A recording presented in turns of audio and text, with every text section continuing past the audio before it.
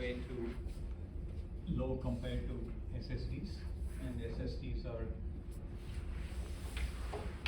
coming down in price, increasing capacity, etc. Okay. So more or less, as I said, apart from the very high speed capacity server drives, slowly but steadily this is going away. And now everybody, at least on the client side, and even on the server side as well, most of them are now replaced by solid state drives. Yeah.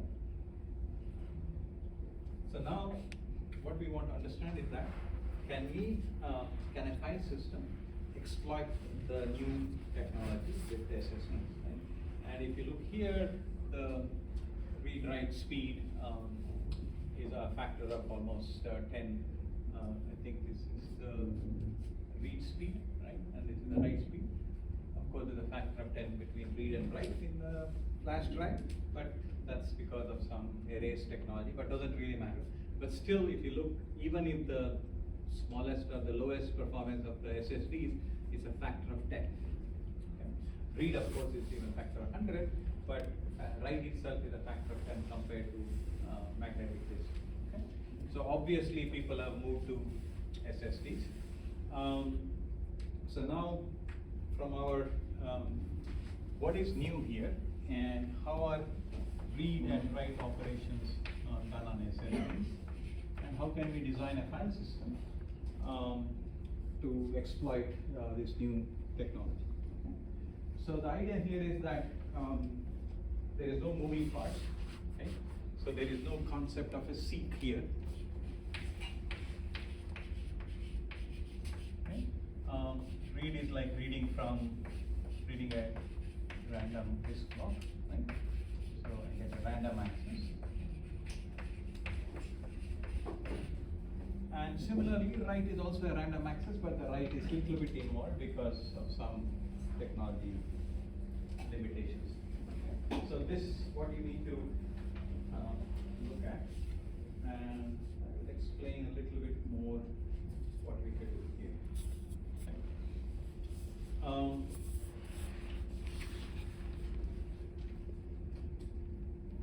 Read and write operations definitely faster. Write is slower. Read actually is 100x compared to HDD.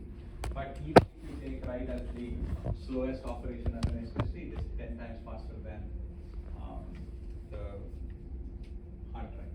Okay?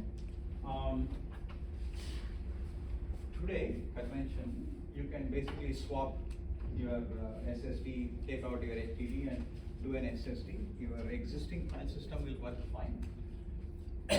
Except that you may notice some little bit of difference in the write speed because how it is written, but for most simple writes less than a block, you will not even notice that there's any difference between a magnetic drive and a solid state drive. Okay? The reason why you will notice little bit if you're especially at a very high in performance drive, if you're trying to write a lot of data like a database write, for example, you may notice some slowdown in the write of an SSD because the way things have to be returned to the SSD. Okay.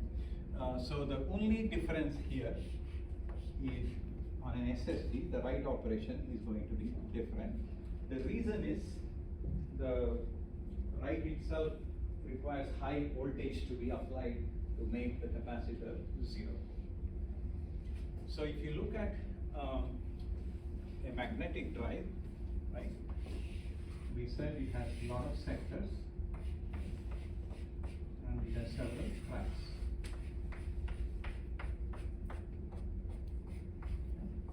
So the data is laid out on several tracks, and the track itself is divided into blocks or sectors.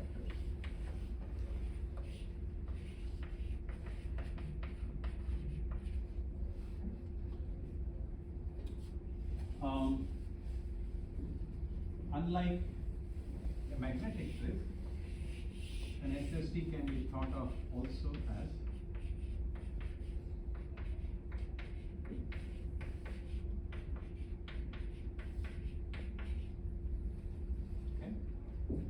they are also like a blocks. Okay. Now this is called a block.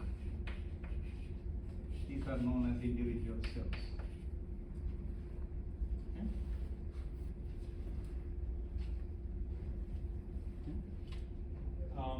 You can read any cell, you can write any cell. However, you can only write to an empty cell.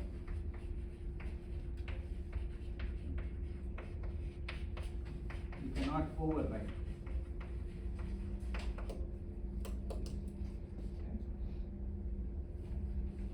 So if this was already done, you can't just modify it. You will have to write to a new data to a new cell. The reason is that in order to overwrite, you need to apply some heavy voltage to remove the charge on the capacitor, because these SSD cells are nothing but read-only memory, ROM kind of thing, where you have very high capacitor and you apply some charge and you retain that charge on that particular cell.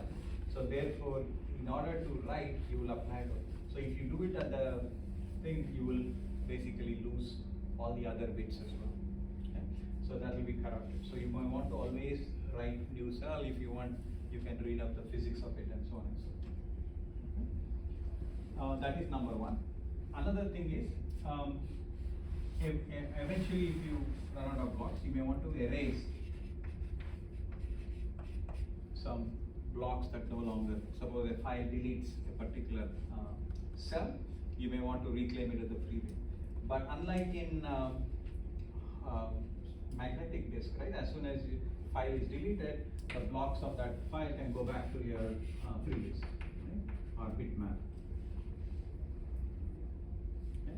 You can just make it here available. Okay? So here, any block can go back to the bitmap or a free disk as soon as the block is released for whatever reason. Whereas in a SSD, you can only do erase at a block level. Don't confuse this block with this block. Block consists of several cells. Read and write is done at the cell level, but the erasure is done at a cell level. You can only erase a bunch of set of blocks. That is the fundamental limitation of an SSD. Okay. So, okay. So now let's assume your file 1 has these 3 blocks. 1.1, 1.2, 1.3.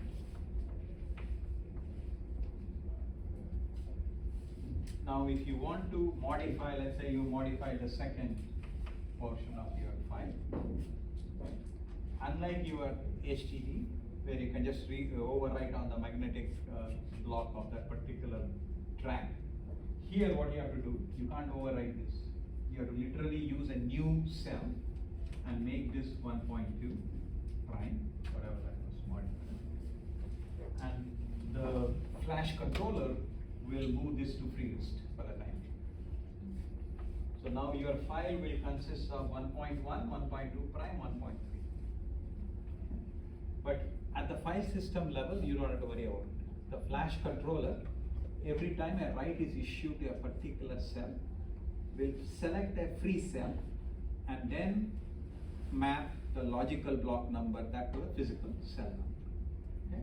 So the way to think about it is like virtual memory, virtual page to physical page. So the flash controller, let's assume I only have 8 cells. 1, 2, 3, 4, 5, 6, 7.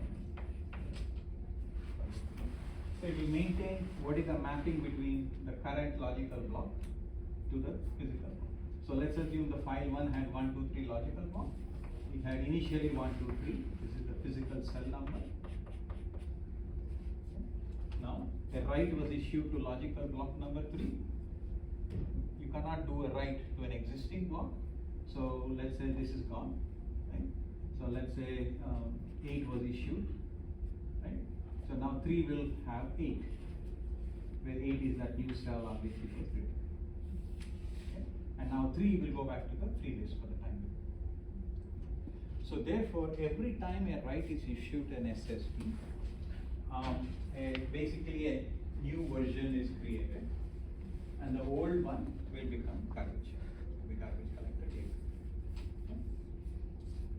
So this is all done at the flash controller level. You don't have to, the file system doesn't have to worry about it. So every write issue, the flash translation layer, if it is not new, it will basically create a new cell and mark that for garbage collection for the time.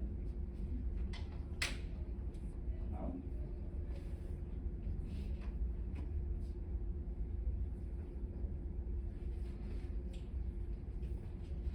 so fine, this is fine. So now, over time, right, as I write all these cells, they all become stale. They all become older version, and the new portions of the file will be somewhere here. So if I write even 1 byte to one cell, that becomes old, I'll create a new 1 byte, I create 1 byte, I create a new. So now, when I have a complete set of cells, okay, that are all stale, then I can do what is called an erase operation, where I can erase the entire block. Because read and write it at the cell level, whereas erase is at the block level.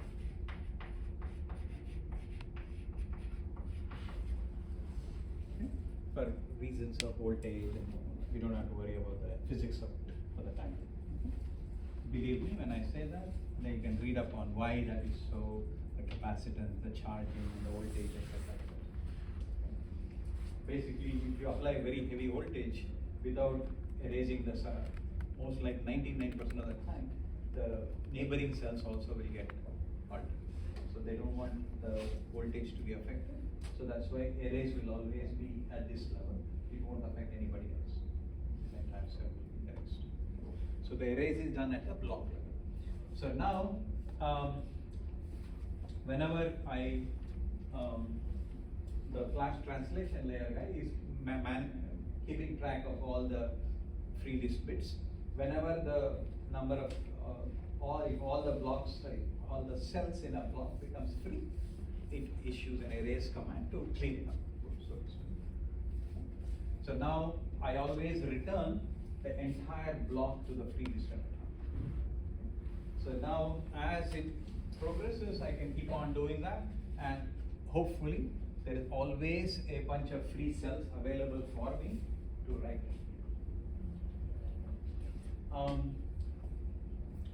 So this is the easy part. That is, there is no overhead at all.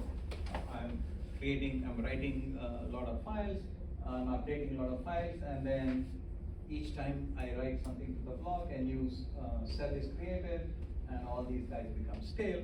Hopefully, when the entire thing is stale, I will be able to make sure that a new block of cells are created. Okay? But now, there is one problem with SSD that is called write amplification problem. If all the all the cells of the block are stale,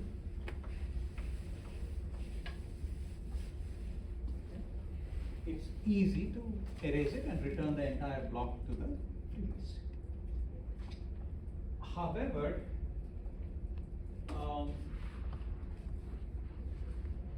if I only have, let's say I need some free blocks. Now this is stale, this is stale, this is still new. Okay? Now if I want to erase this,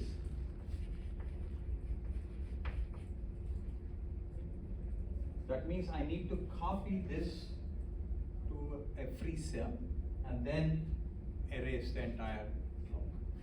Okay? So that means an erase operation. So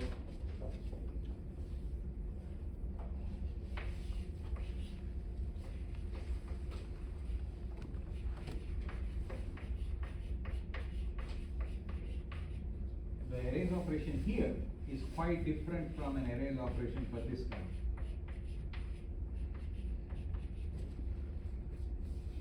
Yeah. Professor, the erase operation happens only when there are no pieces. Correct. Only when I need free blocks. Correct. So, Hopefully, it doesn't happen at all. Because if you're, I don't know, what is the current SSD? You can get a terabyte SSD now, right? If you have a terabyte SSD at the consumer level, it is unlikely you will run out of space. However, if you're working on some machine learning or whatever huge problem and you have massive data sets, you may run out, right?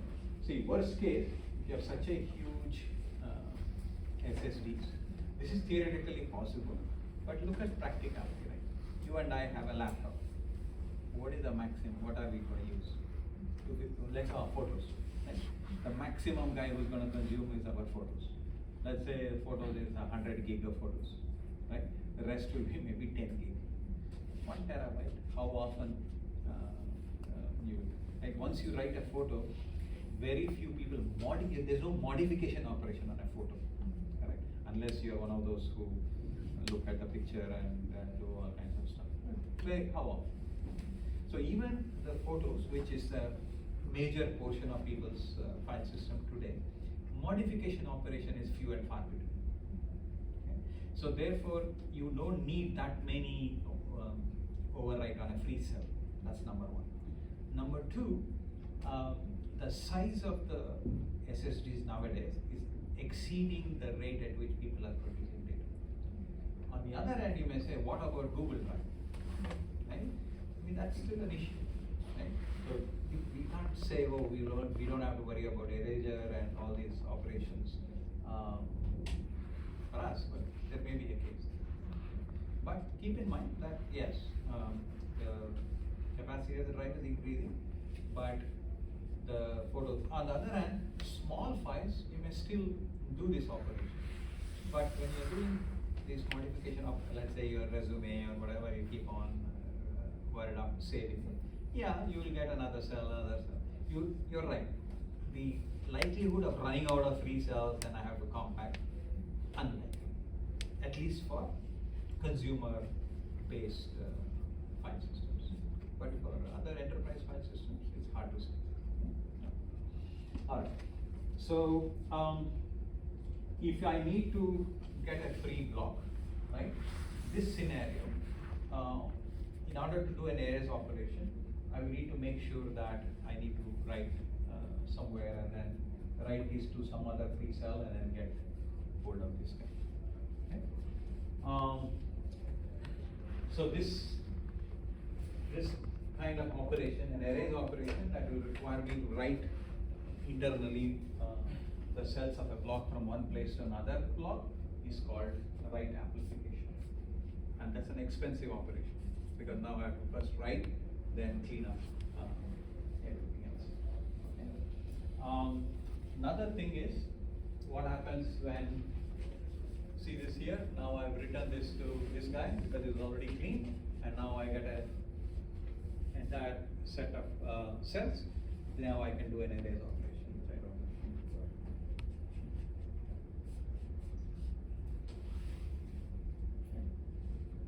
know. The other problem with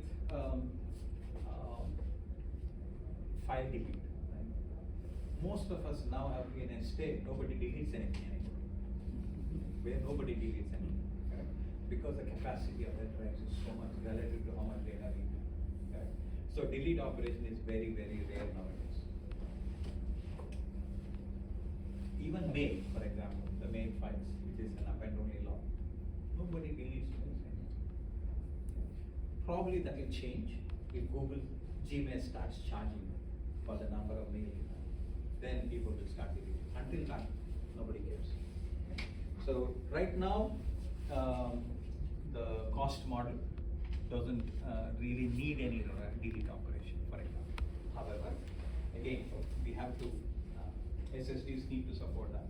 So one interesting problem that will occur in SSD is that, remember, many of them are old versions, correct? Because I have written some file, so on and so forth. Now I have deleted that file, that file is no longer needed, right? Now the problem is, these are all old version, right? All I know is, only I have maintained is the current map of logical block to physical block. So I don't know what was the history of what were all the stale blocks that belong to this particular file. Right? So now if you delete a file, F3, whatever, all I know is currently it is this guy, this guy, this guy, this guy. Okay? That's all the map I have from logical to physical. I don't know what these guys once upon a time belong to that particular file. Right? All I know it is stale. Right? So what I have to do is to basically update the free list now. Correct? So now what I need to do is to make sure that this is no longer needed for me, nor are all these guys. So I have to explicitly somewhere maintain that information saying that this guy is already no longer needed. So that information need to be there, because otherwise, remember, this is old, 3.2 and 3.3 belongs to the deleted file. So I need to know that even though it's not stale, it's no longer part of it. So now when I want to reclaim, not only have to look at stale, but also look at the free list to say, hey, this guy is, even though it's not overwritten, it's no longer belongs to that particular file. So therefore, old and free list cells can be gotten rid of. So I need to maintain that data structure. But again, file system need not be aware of it. The SSD flash drive has enough software and firmware to do all these operations. It keeps track of free list, it keeps track of a mapping between a logical block and a physical block, and all that stuff. Okay? So therefore, as far as you are concerned, not you meaning the file system is concerned, it can still do read operation, write operation, delete operation. Okay? That is at the block level. The underlying firmware and the device driver for that SSD will do all these intervals, keeping track of any override of the logical block. It has to copy that into a new block, etc., etc. Okay? All that is done at the SSD. Clear? Okay. Now, what if one advantage of this system is, right?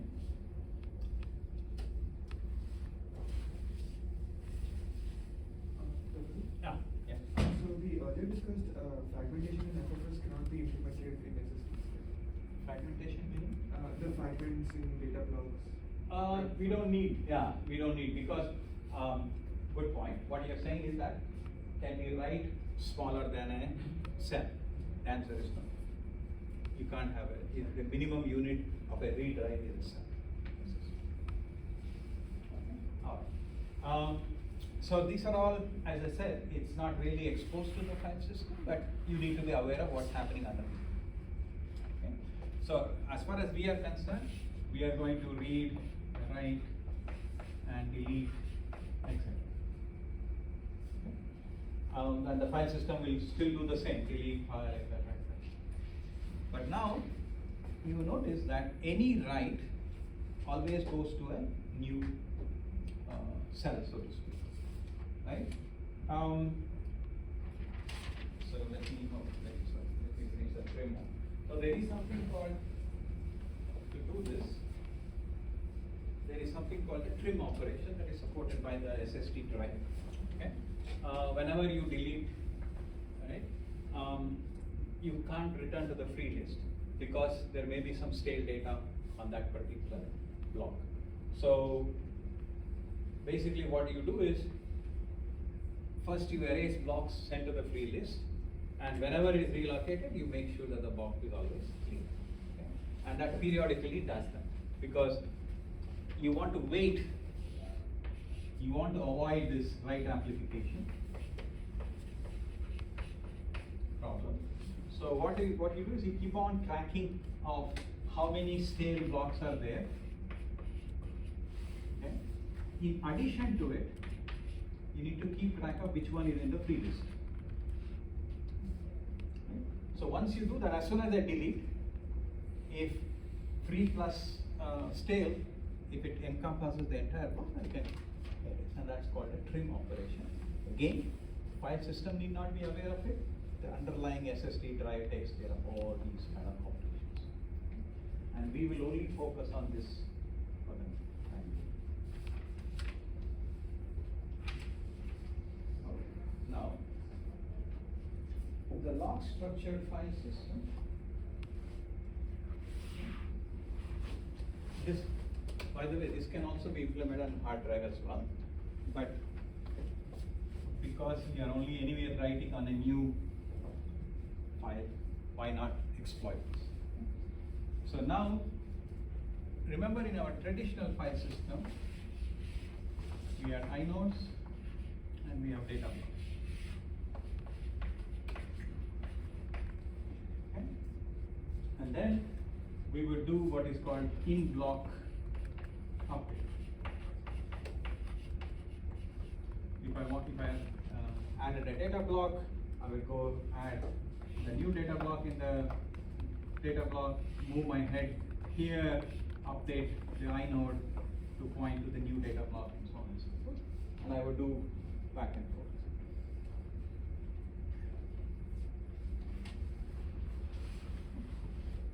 Now, instead of doing an in-place update, right?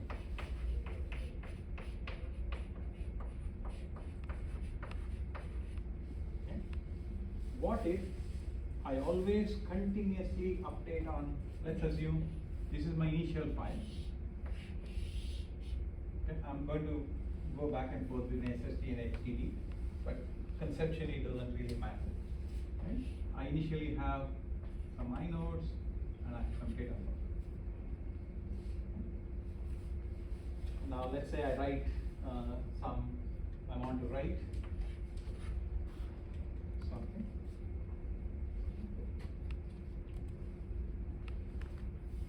Let me ask you something. What happens, forget about adding or appending an additional byte or additional block to the file.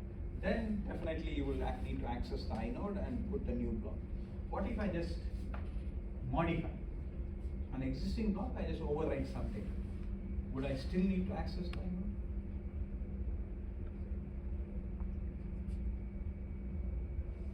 Yes or no? If I append a block, yes, because I have to now write a new inode pointer to the data block. What if I don't expand the file? I just overwrite an existing file. All I write is the data block. We need to update the timestamp. I still need to update the last access time and last modified time. So therefore, even when I overwrite a byte in the current file system, I'll have to do 2 writes to the disk. So that means I have to sequence.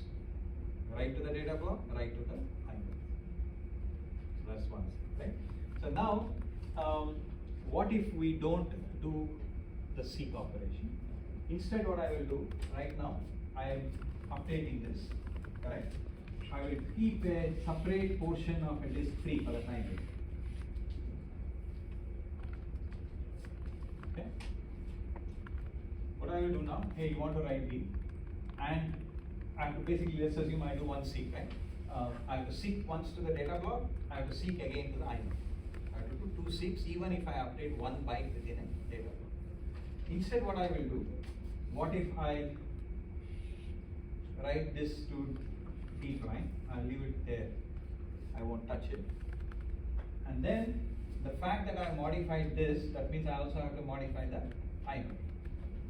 I'll also make, anyway I've read the inode, I will update the last modified timestamp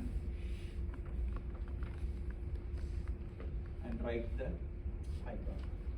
Okay? What have I saved? Don't worry about the additional disk space that will be required. Now I have created a new version of my file. Right? Now, what have I saved? What have I saved? See, here if I did an in-place update, I would have to do 2 seeks. From the current position of the head, I have to go to the data block or to the inode, and then again go to the, either way I have to do 2 seeks. Here, right, I'll only have to do 1 seek, because the next block is immediately after the update. That's a rotational delay. So I save almost 50%. Okay. Now, So what I will do is, what if I maintain a section of the disk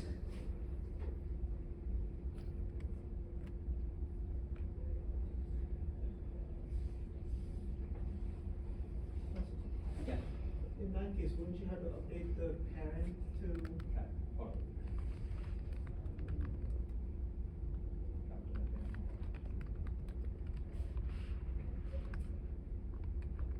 Okay, so now,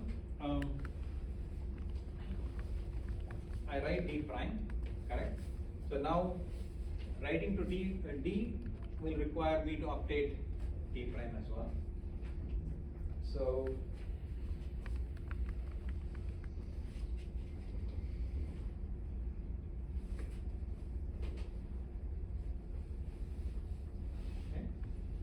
okay, I don't want to do this, right? So that means, fine, I'll write a new inode saying that, the disk block, remember what I have to say? Earlier, let's say this was my inode, right? This was in disk block number 8. Okay? I modified 1 byte of data, correct? So now, now if I do this, this may be disk block 16. Now when I write the inode here, right? Now I have to do what? This inode should point not only the whatever last modified timestamp, but this now has to go to 16.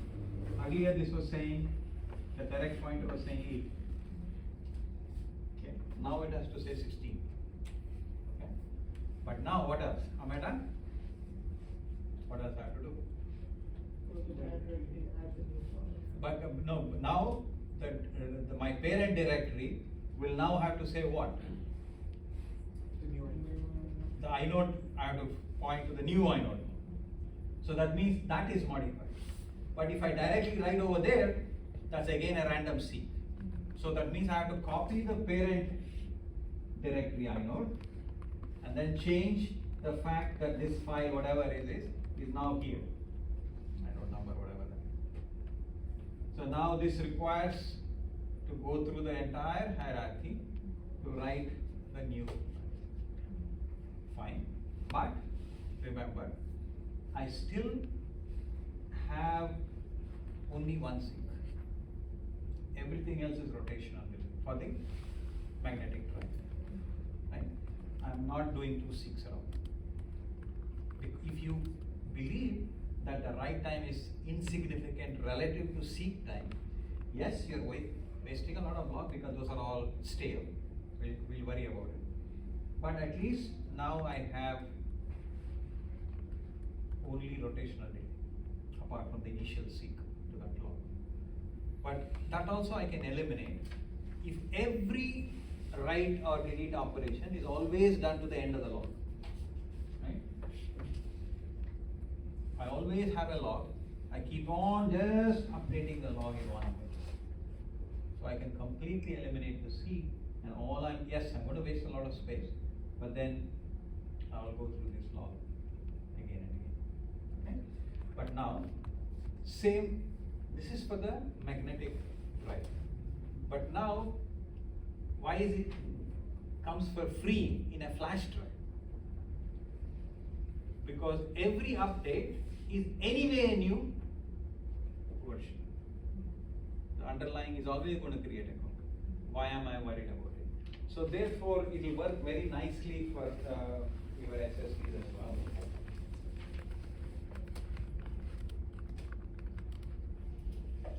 We can't stop here, okay? So now,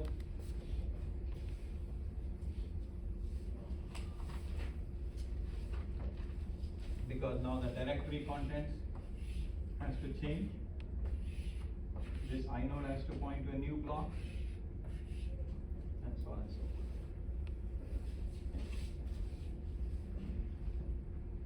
Because earlier the inode number and the block number was fixed, now the inode number and the block number has changed, so I have to update all of them. Okay? So now, what else I have to do?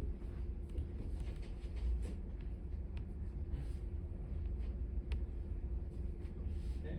So I have to create all these entries not done yet. What else I have to do? Right? Earlier, remember, your inodes were in a fixed place, right?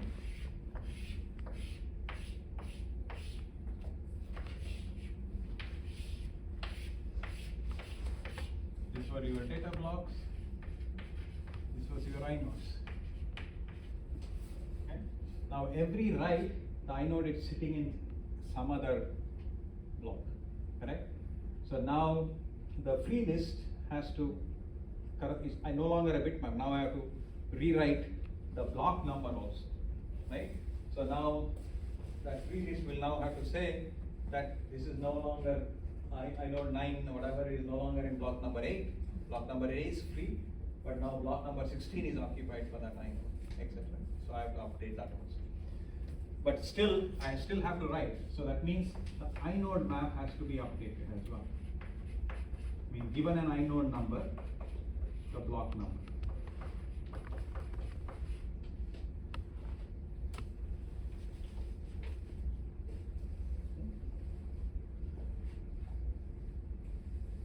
So I have to maintain a data structure that will tell me that every time I write something to the file, where is the new inode located and what is its block number. But unfortunately, that itself has to be, that's another write. Okay. I still have to do a write there.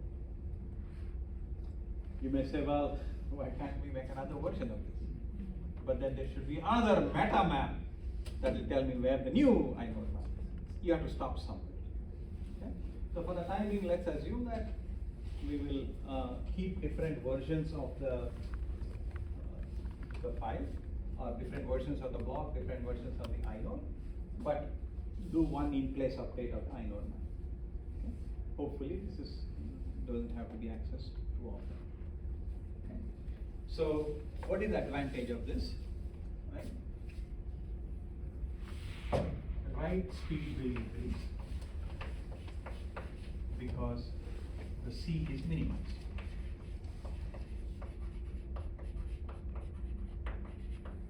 Okay?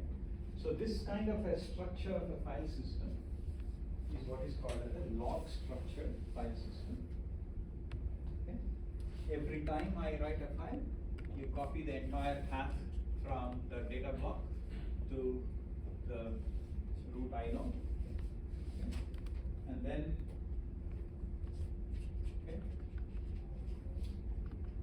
I'll create a new version. But of course,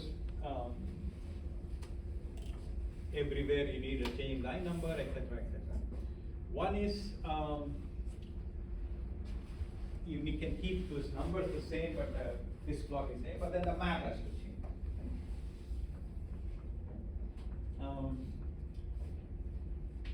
We have to worry about how to keep the map has to be written, etc., etc.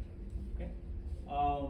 Now what I have to do is to keep on looking at, given me an inode number, what is the current block number that this has to be maintained. Okay? It's no longer a function.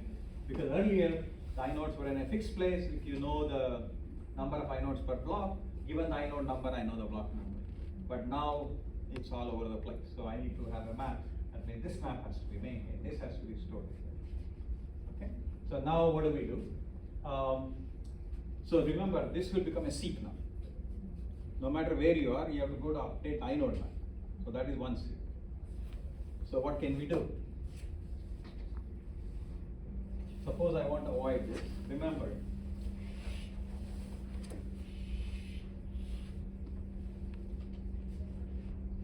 okay? So this is the log. Maybe this is another piece of the log, etc., etc. What I will do is I will probably partition this and store the inode map, the beginning of each log. Okay.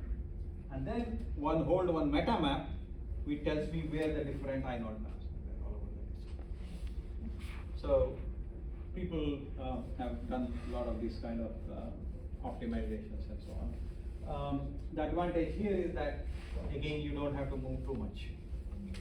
As you allocate new inodes, you only do this, but once you have to update the inode, okay, periodically, because otherwise you will get into file inconsistency headache. Now another problem. Okay, so far so good. I understood how log structure file systems work. Basically, you're creating versions, you're maintaining it in one continuous stream of blocks, and then all these are all stale blocks eventually. Right? Now I have to reclaim it and the garbage collect those guys. And it's the same problem. If the entire section of the log is stale, very easy, you can create a new log. But what if 80% of them are free, but 20% of them still point to some inode, then you have to copy. Okay. So this is what is done in the log structure file system.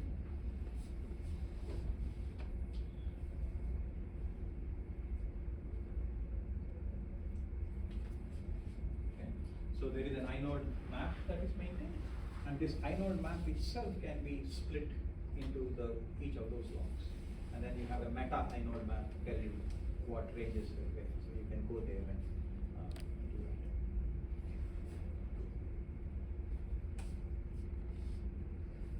So basically, what you have is the version number of that particular item.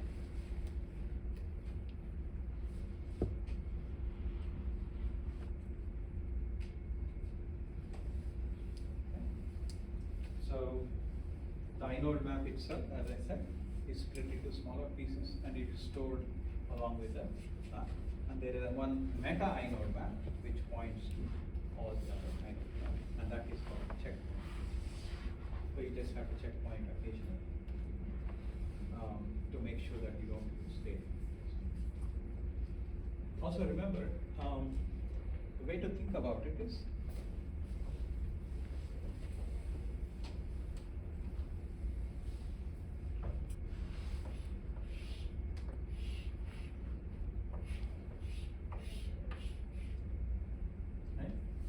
and now I have this inode map. So I will say this, let's say this is your initial inode map 1, this is inode map 2, this is log 1, log 2, and another. Okay? So you decide the size of the log, so whatever it is. Let's say you have a 4 gig disk or a 100 gig disk. You decide early on 25 gig, 25 gig, 25 gig logs. Right? As you start creating this file, you create it in a log way. You get full, move to the next, etc. Okay? Eventually, you will run out of space, right? So let's assume I have initially this much, right? I can keep on creating the new files, and here a lot of them will become stale, etc. Still live, right? Maybe this is live still. Okay. So now this inode, right? Hopefully this inode map will only be pointing to 2 blocks. The rest are all stale anyway. Similarly, now you run out of log space. You have created a new log. All these whatever inode you are allocating here. But this inode map, you first read into memory. You can read any one. So the first one will give me the first inode map 1, block number 8. Next inode map will be block number whatever 108. Another block number will be 208, whatever. So this will be the structure of your inode map meta. This one you need to checkpoint, because as things are allocated, if you put a new log now, you will have to create another entry, right? And then checkpoint once. And let's assume this entire log can be garbage collected. Then you remove that guy from that list, again checkpoint. Okay? So this one, you don't have to do that many times. Okay? Periodically, you may want to checkpoint whenever the logs have to be released. Otherwise, you move from one log to another log. Let's assume this is still consistent, right? Let's assume I have 3 logs now, right? So now in order to find the blocks of the file, all I have to do is to look at this inode maps, which is cached, and from that I know where the blocks are. Hopefully, most blocks of the file, because every update I have created closer together, they can all be read without this. And now I can easily translate this to an SSD. Basically, I don't have to do anything. If every time I'm going to write, it's going to create a new copy, so I just keep track of where the current logical block is. So if there are any unwritten blocks, even those will be copied, right? What do you mean by unwritten block? So if let's say we have 5 blocks and we're writing to the last 3 blocks and the first 2 blocks are unchanged, then in the new log that we have, we're still going to copy those 2 No. So basically what will happen is that, remember the inode will have to now reflect what is the current block, right? And what about all the other blocks? So just the inode will shift, correct? But the inode pointers will still be, hopefully, eventually what should happen is that all the blocks should come to your file. Remember, read speed I'm not worried. Once you cache, I'm not worried. It's the write speed that I'm worried about. So write speed you're not seeking. Okay? But once you read, yes, there could be from different blocks, but that's not a problem because once you cache it, it's one access. But eventually you have a garbage collect. Right? But then one ideal or what should I say? Ideal situation is that hopefully you have all blocks in the portion of the log free, but that's never going to happen. That means you will have to copy some of them to the log and then flush and clean them. So this log structure file system is an interesting file system. So you can easily be implemented on top of an SSD. But as I said, it's initially designed for a hard drive because of the seek problem, and you need to have different logs and so on and so forth. Actually, what you could do is to toggle between different logs. Only thing is you have to do log copy. But typically, you will have some large pieces of your file. You can on your disk make it into smaller pieces. Initially allocate this, create the log, and periodically garbage collect.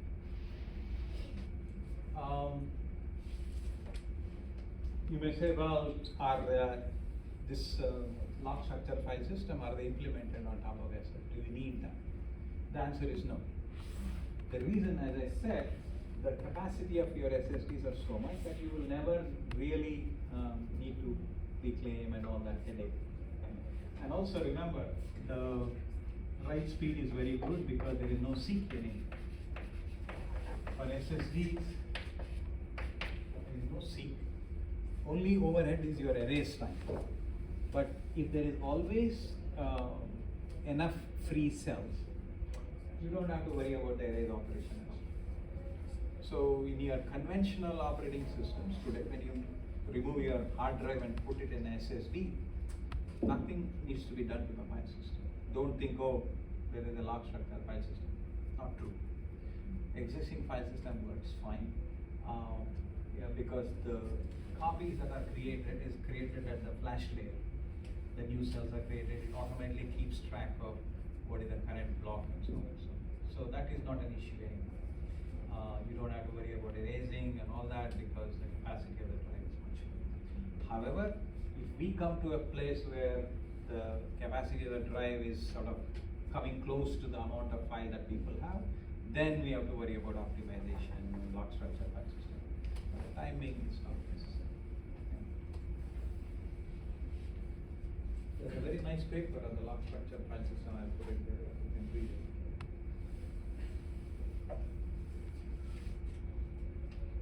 Okay.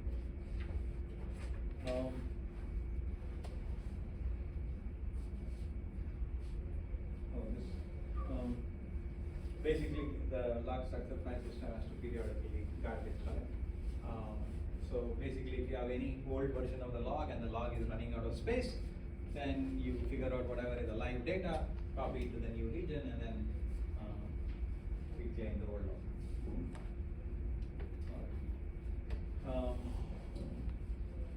I should have finished kernel memory allocation and then come to file system, but that day I had not made all the slides, so. So there is a little bit of, before, remember we already did malloc and VMA, virtual memory region. Okay. Today what we will finish up is malloc. Okay. How does kernel get its memory? How does it work? So remember we said the operating system for a user space will maintain, don't worry about, let's say I only have 100 bytes of memory, and let's say this is 0 to 10 is data and whatever BSS, 10 to 20 is heap, a little bit of heap, and this is stack. Okay. So this was our virtual memory, and if you look at the map,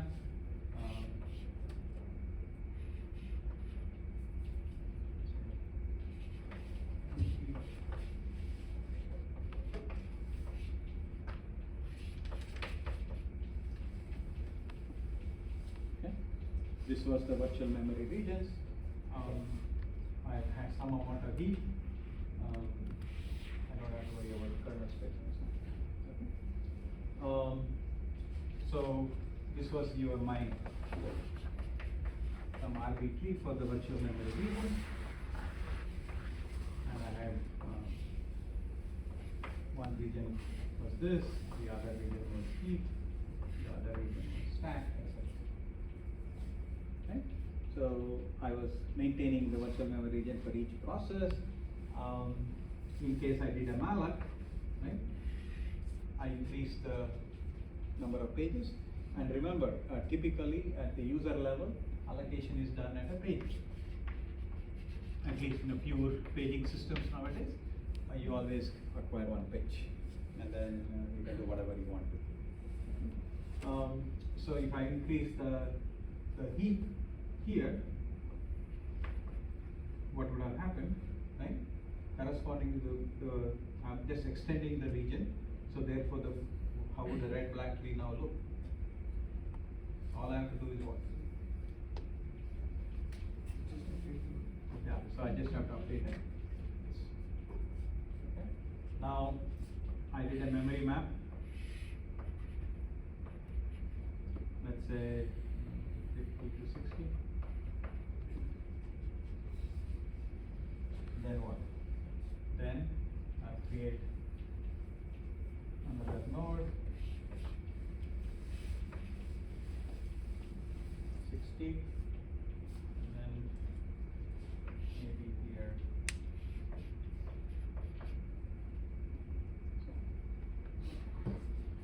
Okay. So I was maintaining this, and everything is, I'm only multiplying it in terms of pages, right? Don't, I mean, just because I return 0 to 100 doesn't mean 100 bytes, let's say 100 pages or whatever. So I'm maintaining this virtual memory regions and so on, and the page allocation is done at a, the memory allocation is done at a page level. But kernel, right, requires a lot of memory too. Kernel also has its own memory allocation. Okay? So in this is your kernel space. So if you blow it up,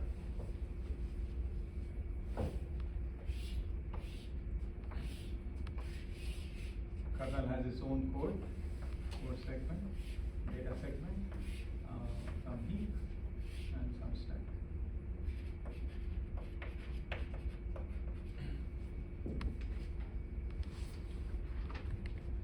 Okay. Now, kernel also requires a lot of memory, a lot of data structures, right? Socket buffers, process control blocks, file descriptors. Okay? So it requires a lot of memory, and it is doing a lot of dynamic allocation. every time a process is created, I have to create minimum PCB. PCB has some amount of, I need to use kernel heap for that. Right? You open a socket descriptor. That means I have to create a socket in the process open descriptor table. I have to create another entry. I have to create that. So depending upon what operations that the user does in the system, using a system call, I have to maintain lots of stuff. Semaphore, right? I create a semaphore. I'll require 1 byte. I will initialize that value with whatever that initial value of the semaphore, and so on and so forth. So the kernel allocation will vary from 1 byte to hundreds of bytes, depending upon the data structure that kernel is creating. So now every time the user creates a semaphore, kernel cannot assign, even though memory is cheap, etc., I can't assign 1 page to one semaphore with 1 byte equals 0 there. Right? Similarly, when I create a process control block, doesn't mean that I need a whole page. So therefore, even though the user malloc can be a page, because he can create all the offsets pointers within that particular page, the kernel data structures are few and far between, but they're all of the same size many times a type. Right? Every semaphore is a byte. Every PCB is whatever 56 bytes. Every socket buffer is whatever 1024 bytes. So the kernel data structure often varies in size, but they're repeatable in the sense that certain data types requires the same number of bytes. Whereas with a user, I have no idea. You can create an array of 100 bytes, another guy will create an array of 4000 bytes. User has no control over what data structures he creates, nor the size. Whereas the kernel developers already know that, hey, here are the data structures that the kernel is going to create, here is its size. Okay? So one thing is the size varies from maybe 1 byte all the way to hundreds of bytes. But on the other hand, they are objects of the same size, many instances of them. Every PCB is going to be of the same size, correct? Now what happens is that for kernel allocation, every time a process is created, let's assume all I do is to create a PCB of the same size. The process dies, I release the PCB. Another process creates, I need to create. So therefore, the kernel, there's no point in allocating 1 page for every object. That becomes too much of an overhead, because there are a lot of small objects that the kernel creates, semaphores, the socket identifier, socket descriptor, socket buffers, etc., process control block, and so on. So there are a lot of data structures that are dynamically created by the kernel, which often is of the same size. Right? Every semaphore will have the same size. Every PCB will have the same. Every socket buffer will have the same size, and so on. So therefore, we can't use the same idea as a malloc, where every time you do a malloc, I'll just hand you a page and you deal with all the whatever you want to create. Correct?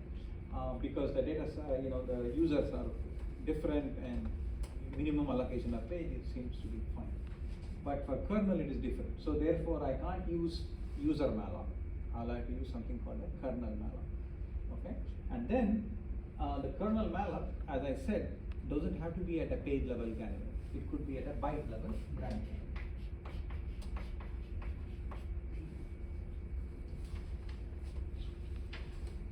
Okay? So if I am going to allocate data structures for the kernel, the byte level granular, I can assume that I have some amount of free space. Okay.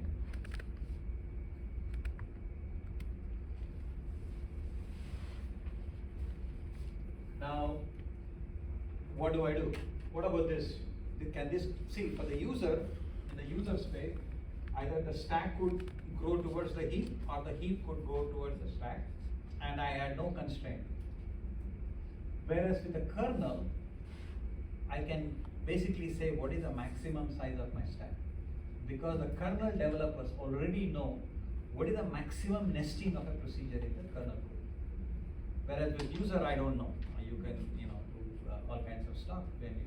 So therefore, if you look at the virtual map of the user versus kernel, here I can fix the stack size. I can give the kernel 1K for stack. because I know for sure the kernel code will never do hundreds of nested procedures. I know whatever it is, the kernel developers already know whatever is the maximum, what can be the maximum stack size. So that is fixed. And you are giving me whatever 2 gig, 4 gig, whatever are the upper virtual address space for the kernel. So therefore I can fix this and I can grow the heap, and this is my kernel code for segment. Okay? So now for all the data structures that the kernel creates, I have this much amount of space to play with. So in the kernel case, the stack is fixed, the heap can grow and shrink. Whereas in the user space, stack and heap grow towards each other. Okay? That's a fundamental difference between what's happening in the kernel space versus what's happening in the user space. So now forget about the stack. Let's not worry about the stack. We already know that's the maximum size in the stack and so on and so forth. Now, I already mentioned that the kmalloc, whatever you want to call it, can be in some bytes. Okay, later on we'll worry about, we can classify them into different bytes and so on and so forth. For the time being, assume that the kernel can require arbitrary number of bytes. Later on we will see that it's not even true, because kernel already knows all the data structures it will ever ask for. So you can actually classify them. There are a k of them with 8 bytes, another k of them with 46, whatever. Kernel already, the developers already know what data structure they're trying to create. And they already know everything is fixed. Right? Every semaphore is a byte, whatever, every TCP socket buffer is X number of bytes. So they're all fixed. So later on we will worry about how to classify them. Allocation becomes easier. But for the time being, assume that the kernel can ask any number of bytes on that heap. Okay? If you took that approach, right? So all I will do then is to give you a range of virtual addresses and map that data structure to that. So now remember, we already studied that in segmentation.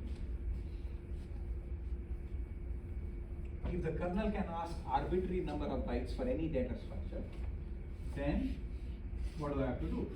So this is my heap, right? I already know how much heap I have. That's why the kernel is concerned, because the stack is fixed. Okay? Let's say I have 1 gig for heap, or even 100 bytes for heap, doesn't really matter. So now every time kernel asks for an allocation, so now this is contiguous. I can have contiguous. Now what is the strategy? What can I do? Say kernel says, hey, I need 10 bytes on the heap. Okay? What can I do? So now right now let's say I have 100 bytes available. 100 bytes is free. Remember what are the strategies we studied? When you have a free extent and you are asking different bytes, what can I do? Best fit, worst fit, first fit. Right? So basically I will just say, okay, this is 10 bytes, and then I'll maintain 90, etc. So now basically this entire heap will be like what I would do for segmentation. Every time you do a malloc, or for the timing, assume whenever I say malloc, I'm talking a kernel mallocation. So I will maintain this heap as a free list. I have a chunk. Now this is allocated from 9, whatever, from 10 to 100 available, and keep on allocating that. And every time kernel does a free, I will release it and put it in the heap, and you will see that the heap will become like this, right? Occupied, free, occupied, free, occupied, free, etc. Then you will have to worry about external fragmentation.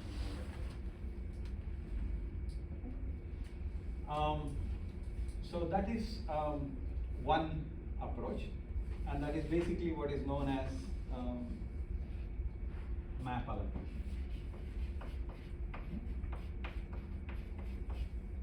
You can consider the heap as one a map, and then you can do first fit, you can do worst fit, you can do best fit, etc.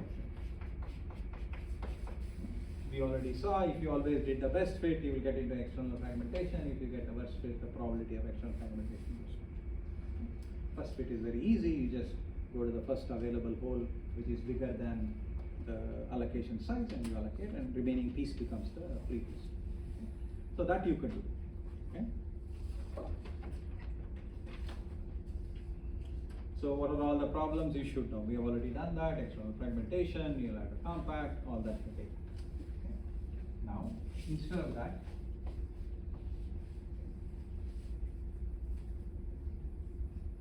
okay, remember, the kernel wants lots of data structures all the way from, let's say, 1 byte to one KB.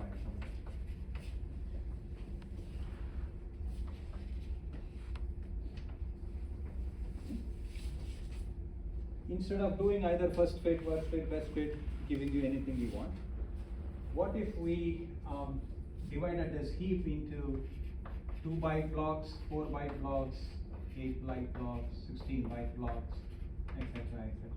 256 byte block, 512, etc.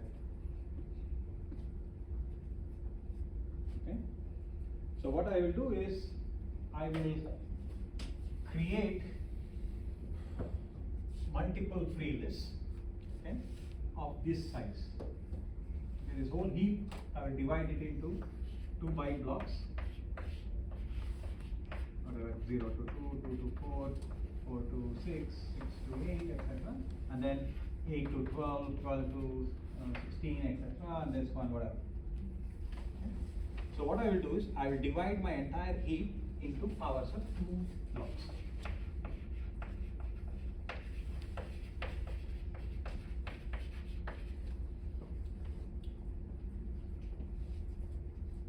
Okay.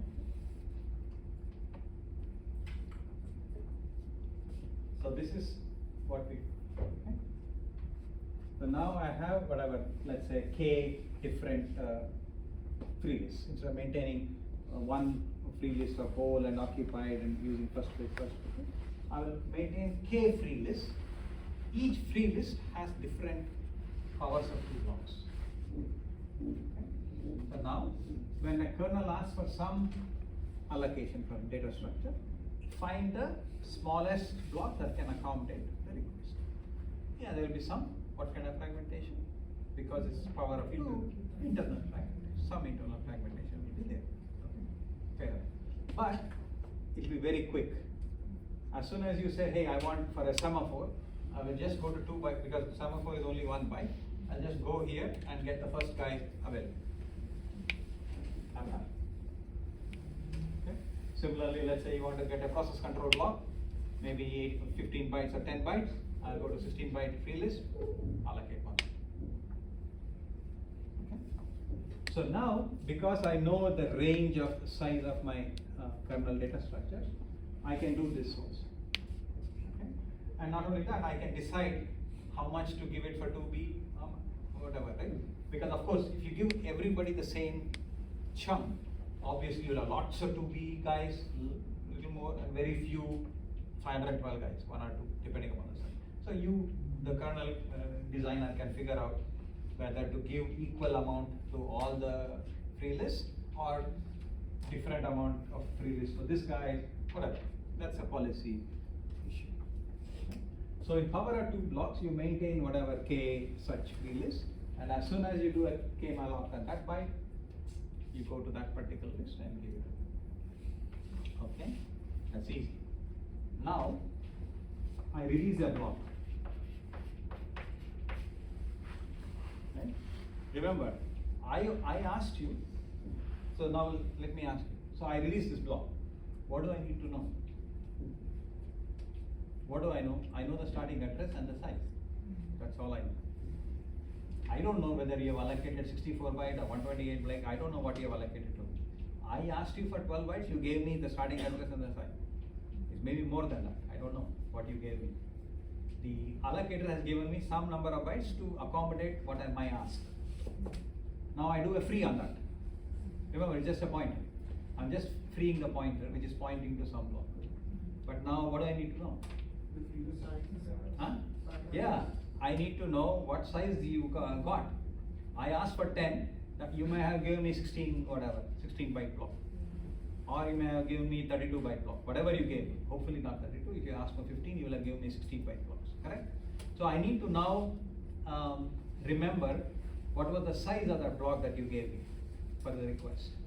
So that means for every block, I will need one extra byte to remember the size of that block that you gave me, right? So that means when you allocate, when I ask you for 1 byte, correct, you have given me 2 bytes, out of which 1 byte will be the size. Similarly, if you give me 4, if I ask you for 2 bytes, you gave me a 4 byte block, 1 byte will be unusable, because that will remember the size of that block, correct? So therefore, for most semaphores, if you are only asking for 1 byte, you are given 2 bytes, but 50% is waste, because you have to remember the size where it came from. So when you do a free, all I have to do is to read the first byte of that block, find the size where it came from, and put it back into that list. Clear? So this is called the power of 2 allocate. Why I'm introducing this when I come to the buddy allocate. Yeah? All right.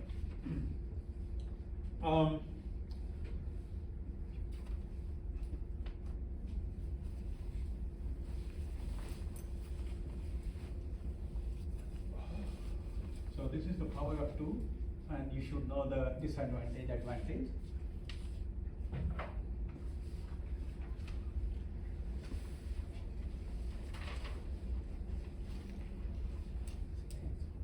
Okay, now see at this level, 512 byte block, 256 byte block, 1 byte to remember the size, not a big deal. The wastage is not so much. Whereas for lower byte blocks, the wastage is significant. 2 byte block is 50%, for 4 byte block it is 25%, 1 out of 4, and so on and so forth. Here it's much less. So now, if you are worried about wasting so much space to remember the size, another strategy is, remember, I'm still having pages, correct? So why not divide the different pages into different size blocks, so that I'll remember each page what it was. So I don't remember at the memory level. So whenever you allocate a page, the kernel will say these are all, this page is divided into 2 bytes. Okay? So now when you do a malloc, if it came from virtual whatever page number 8, and that 8 was already 2 byte blocks, I know where to return it. So now the size of the blocks that the kernel was allocated is remembered at the page level, not at the byte level. Okay? So now I will decide the range of pages, whatever this was. Okay? So let's say this was a 4K page, this is also a 4K page. This is 2000 such blocks will be there. Here there will be 1000 such blocks, 500 such blocks, etc. So this is what people call it, the word.